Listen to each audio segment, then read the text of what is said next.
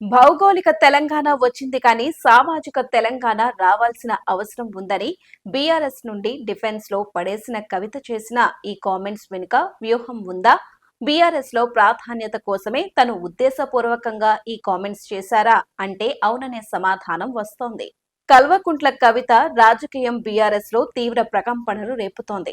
కొద్ది కాలంగా బీఆర్ఎస్ తో ఏమాత్రం సంబంధం లేకుండానే ఆమె కార్యక్రమాలు చేపడుతున్నారు. పార్టీలో ప్రాధాన్యత లేకపోవడంతోనే తను వ్యవస్థాపకురాలైన జాగృతి తరపున పొలిటికల్ యాక్షన్ చేస్తున్నారన్న ప్రచారం విస్తృతంగా కొనసాగుతోంది. ఆమె సొంతంగా చేపడుతున్న కార్యక్రమాల వలన పార్టీకి ప్రయోజనం ఏమో కానీ అవన్నీ బీఆర్ఎస్ ను వేలెత్తి చూపుతున్నాయి. ఇటీవల సామాజిక తెలంగాణ రావాల్సిన అవసరం ఉందని కవిత వ్యాఖ్యానించడం 10 ఏళ్ల బీఆర్ఎస్ పాలనలో సామాజిక న్యాయానికి పెద్దపీట వేయలేదని చెప్పడమే. ఇదే ఆమె బీఆర్ఎస్ పై అసంతృప్తిగా ఉన్నారనేందుకు కారణమైంది.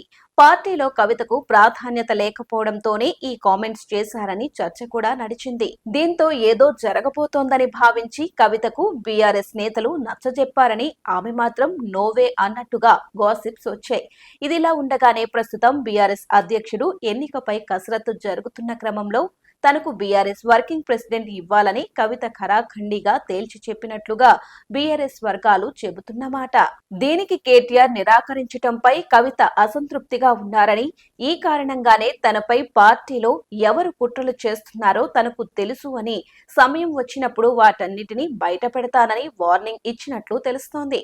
తన కుమారుడి గ్రాడ్యుయేషన్ కార్యక్రమంలో పాల్గొనేందుకు అమెరికా వెళ్లిన కవిత తిరిగి వచ్చాక తదుపరి కార్యాచరణ ప్రకటిస్తారని అంటున్నారు.